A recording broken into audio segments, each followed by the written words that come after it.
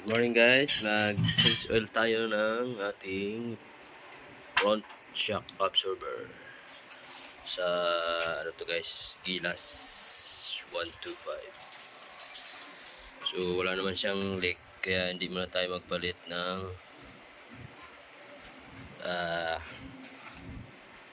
oil seal. Okay naman siya, wala naman siyang leak. So, hindi pa naman siya malutong kaya hindi muna tayo magpalit. So naka-ready na yung ating pagtapunan ng lumang langis niya. At ito yung binili ko, ito lang yung nabili ko na para ipang change oil natin. Una, siyempre babaklasin mo yung mga bearings ng motor nyo. Nabaklas yun isa nyo ng bit-bit saan nyo gagawin kasi umualat sa labas. Punasan mo na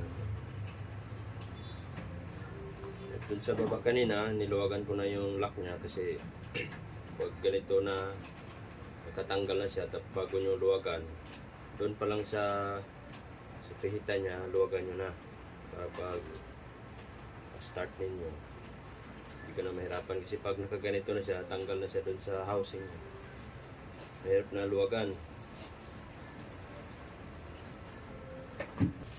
So yung ginamit na sakit natin ay 17 to guys.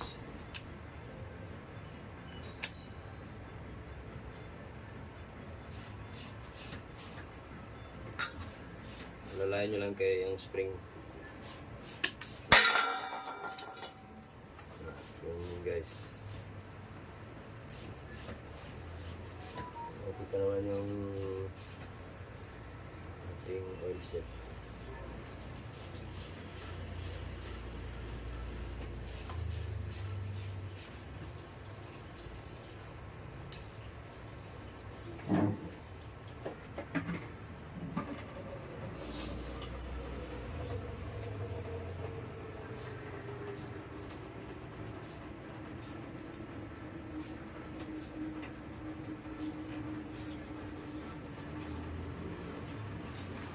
Kunti.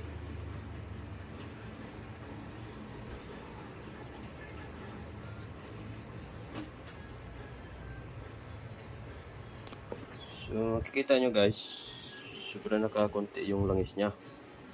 Kaya ramdam ko na para na siyang wala na siyang wala na siyang rebound, wala na siyang laro. So kailangan natin i-change oil. Kunti na lang. Pag na-drain nyo na siya guys, ihugasan nyo siya ng gasolina or crudo para matanggal yung luma niyang langis. Kuha lang kayo dun sa motor nyo ng sa tangke ng gasolina. Kunti-kunti lang lagay kasi mahal gasolina ngayon.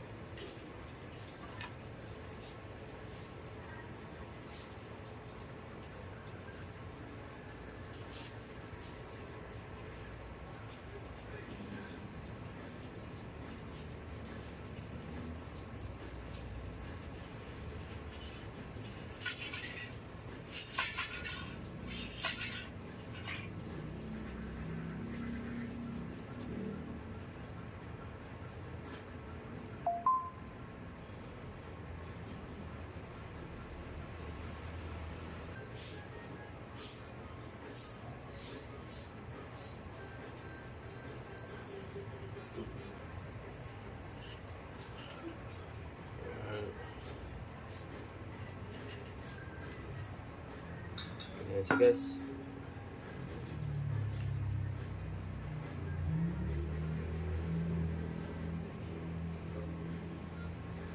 Hindi na tayo magpalit ng oil seal kasi bago pa naman, wala pa naman siyang tagas. So Saka na natin yung palitan pag magtong na at bumigay na siya. Siguro mga 3 years na siya. Ako, pag bumibili ako, mag-order talaga ako sa Honda para kahit pang matagalan. Pag sa Honda talaga, kahit mahal basta matagal.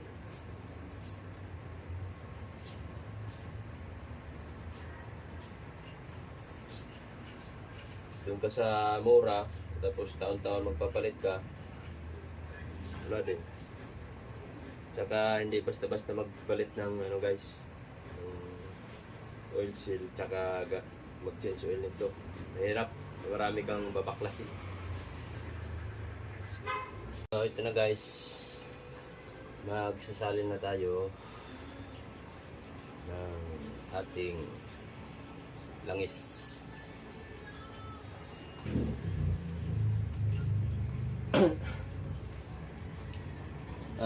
Isagad nyo muna siya sa baba. Itong stainless na to, isagad nyo muna siya sa baba bago kayo magsalin.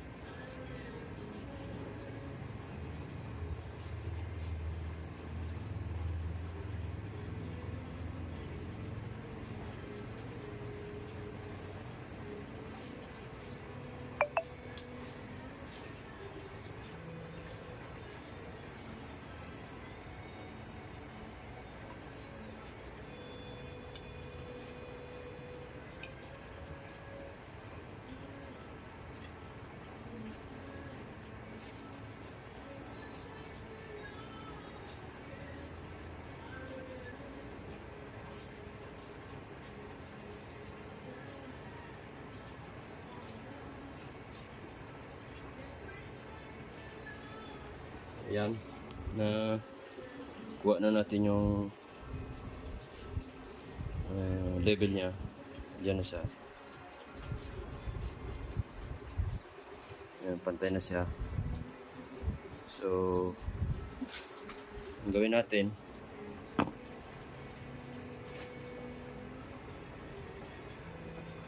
atake natin sa pataas itong stainless para magpantay siya at para magkaroon siya ng hangin. Yung mga may butas dun sa loob, malagyan niya ng langis para makapasok yung hangin. Ano natin siya, taas baba, ihagod natin ba para pumasok yung langis dun sa mga butas-butas sa para siyang tawag doon. May tubo pa kasi ito sa loob nito na stainless din na may mga butas-butas. Pumapasok ang hangin doon. Pumapasok ang langis. Basta ipantay lang dito ang level ng langis. Pero isasagad nyo baba yung itong hydraulic na.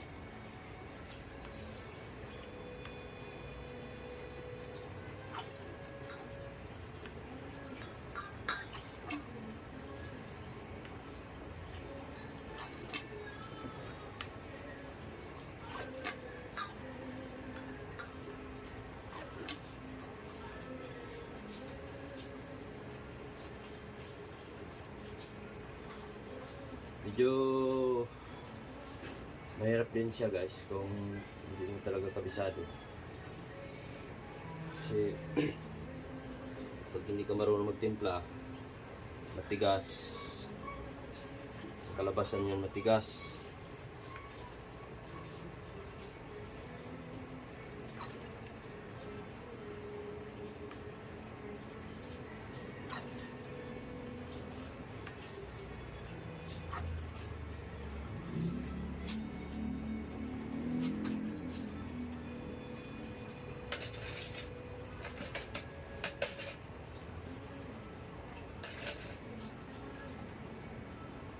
So ito yung takip niya, yung lock niya.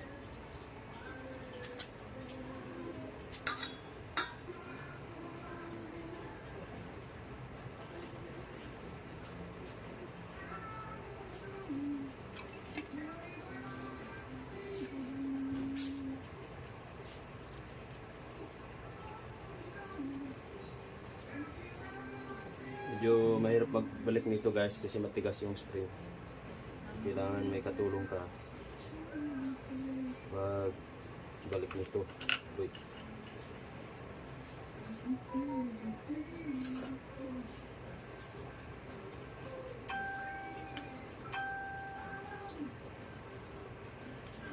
Banyak, uy.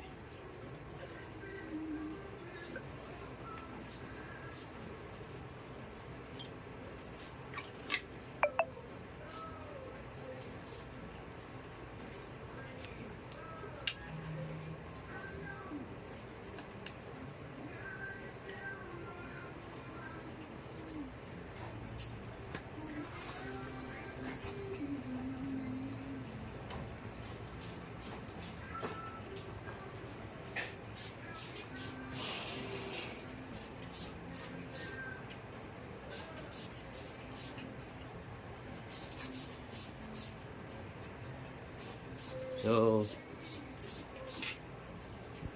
test nyo guys kung maganda yung rebound nya.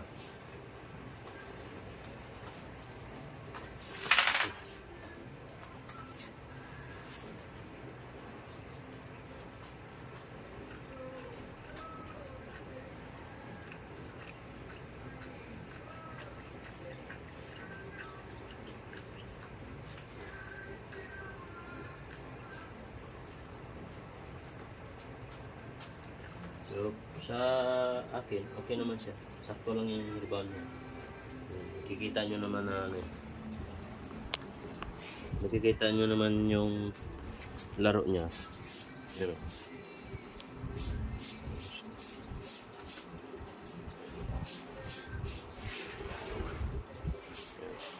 pwede siyang balikta rin.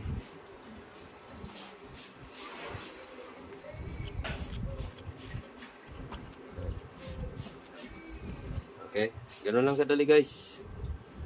Thank you for watching. Una, siyempre babaklasin mo yung mga clearance ng motor nyo. Babaklas yun ha. Sa isa nyo ng bit-bit kung saan yung gagawin. Kasi umuulan sa labas. Punasan mo na. Doon sa baba kanina, niluwagan ko na yung lock niya kasi pag ganito na matatanggal na siya tapos bago nyo luwagan, doon pa lang sa pihita niya, luwagan nyo na para pag start ninyo hindi ka na mahirapan kasi pag nakaganito na siya, tanggal na siya doon sa housing niya. Mahirap na luwagan. Ito yung ginamit na sakit natin ay 17 to guys.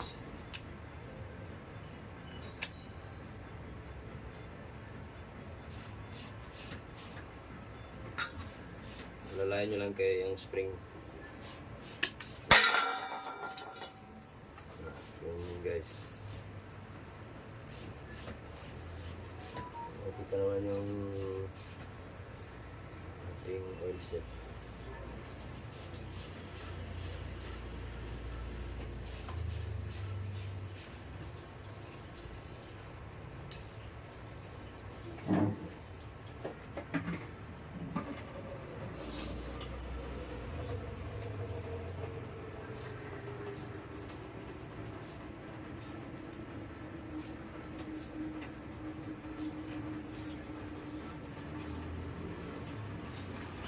Kunti.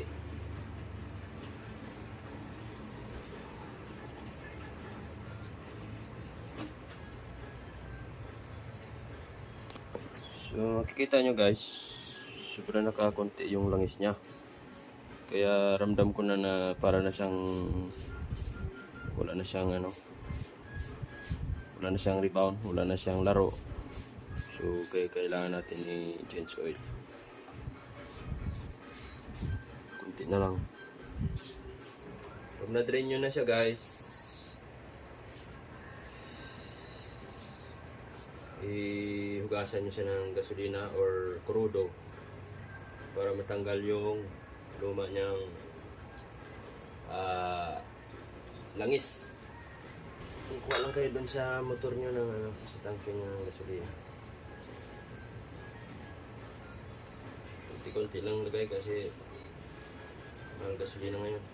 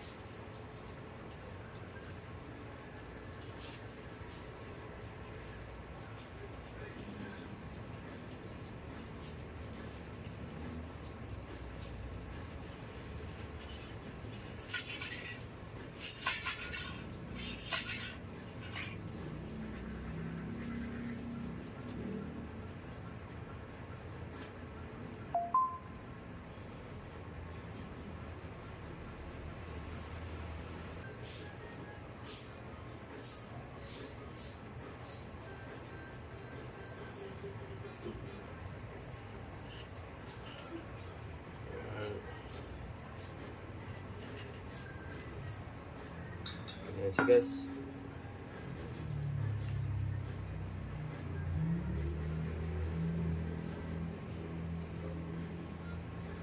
Hindi na tayo magpalit ng oil seal kasi bago pa naman, wala pa naman siyang tagas.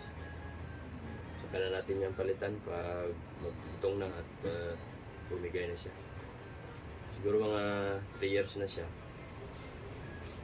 Ako, pag bumibili ako, mag-order talaga ako sa Honda para kahit pang matagalan. Pag sa Honda talaga, kahit mahal basta matagal.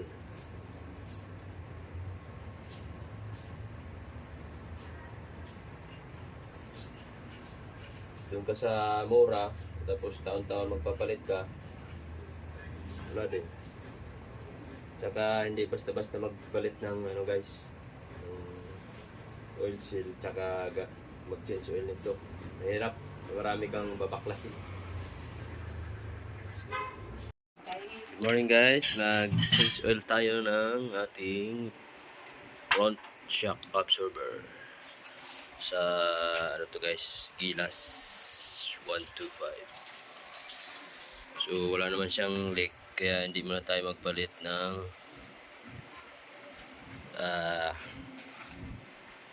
oil seal. Okay naman siya, wala naman siyang leak. So hindi pa naman siya malutong kaya hindi muna tayo magpalit. So naka-ready na yung ating pagtapunan ng lumang langis niya.